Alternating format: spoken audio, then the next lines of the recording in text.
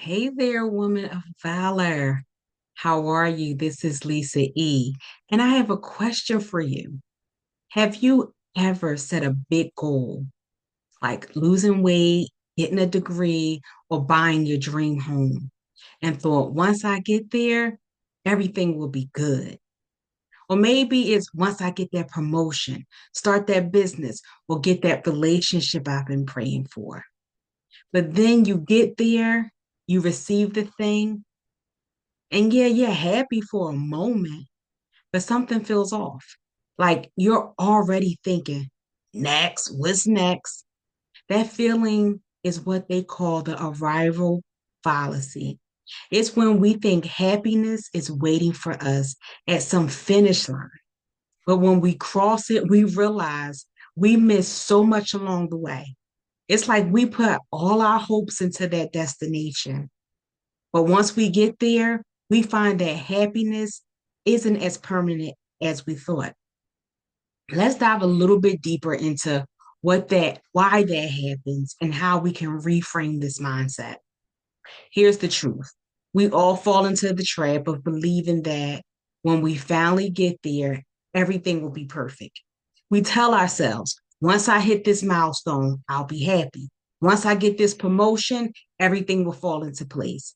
But the thing is, once you reach it, there's often this emptiness that we weren't expecting. It's like you crossed the finish line only to find that you were running a race that didn't quite satisfy you the way that you thought it would. We think when we get there, we'll reach this place of sustained happiness. But when we get there, we may be happy for a moment, but soon the joy fades. It's a tough reality. The finish line becomes just another starting point. The goal we've been chasing no longer feels as fulfilling as we imagined. But why does this happen? That brings us to something called the hedonic adaptation. Let me explain. Hedonic adaptation is the reason behind the cycle. It's a psychological process that explains why our happiness tends to return to a baseline level after achieving something big. In other words, it means that no matter how amazing an accomplishment feels in the moment, over time, we quickly adjust to it and the excitement fades. Imagine you've been dreaming about that dream car. You worked hard for it. And when you finally get behind the wheel, it feels like the greatest thing ever. But after a few months, the novelty starts to wear off. The thrill of driving your dream car doesn't hit you the same way. And before long, it becomes just another car. Or think about getting that promotion you've been working towards. At first, you're on cloud nine. You feel like you've made it. But after a few weeks or months, you start to feel like another day at work and your excitement fades. We're constantly adapting to our circumstances. And the high we feel from achieving a goal, it doesn't last as long as we expect. This is why the arrival fallacy is so dangerous. If we tie our happiness to future achievements, we risk missing out on the richness of the present. We assume that getting to the finish line will bring us ultimate joy. But the hedonic adaptation teaches us that the feeling will fade and we'll be back to wanting something more, something bigger. And don't get me wrong, having a vision is important. Scripture reminds us without vision, the people perish.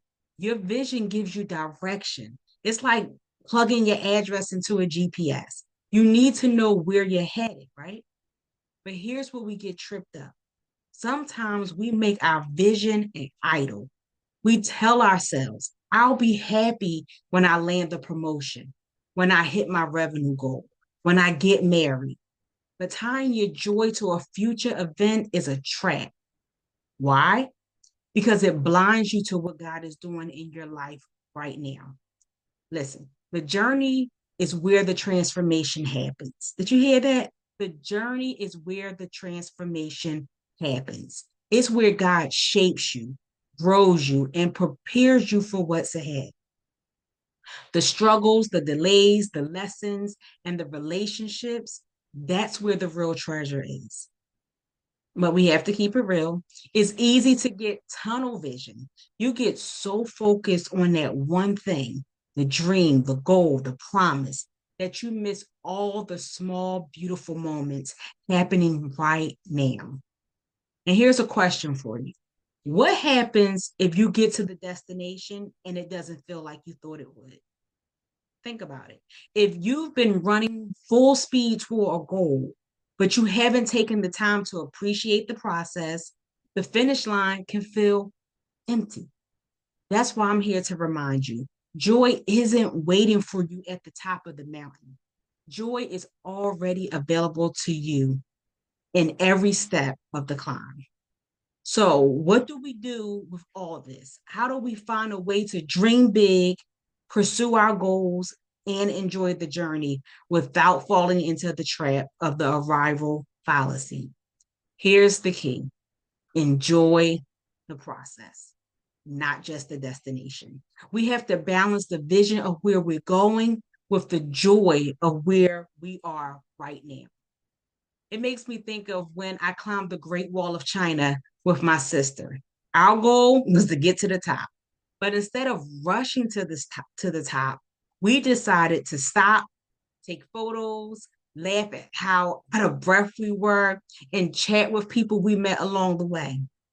And let me tell you, the views, they were breathtaking. And when we finally made it to the top, you know what was waiting for us? No fireworks, no big celebration, just a few people quietly catching their breath, just like us, and preparing to head back down. The joy wasn't at the top. The joy was in the climb, in the laughs, in the beauty that we shared. Those good moments. The journey was the reward. Many people didn't make it to the top. They quit along the way. That's a story for another day. So, how do we enjoy the journey without losing sight of the vision? Write down your goals, make them clear, but surrender them to God. Trust that His timing is always perfect, even when it doesn't match your own. And instead of focusing only on the big milestone, celebrate the progress you've made. Every step counts, and every bit of growth is worth acknowledging. And stay grounded in gratitude. Each day, thank God for the journey, every victory, every lesson, every moment that's helped you step more fully into the person He's already called you to be. Gratitude keeps you grounded, opening your eyes to the beauty of what God is doing right now, while also building your faith for what's to come. Remember, the happiness you're searching for isn't waiting at the finish line. It's here, right now, in the process. The arrival fallacy doesn't have to hold you back. You can live fully in the present while keeping the vision for your future alive. Look, thanks for hanging out with me today. If this message spoke to you, drop the word journey in the comments. I would love to see it. And don't forget to like this video and share it with someone who needs to hear this today. If you haven't already, hit the subscribe button so you won't miss any future content. You've got this, mighty woman of valor. Until next time.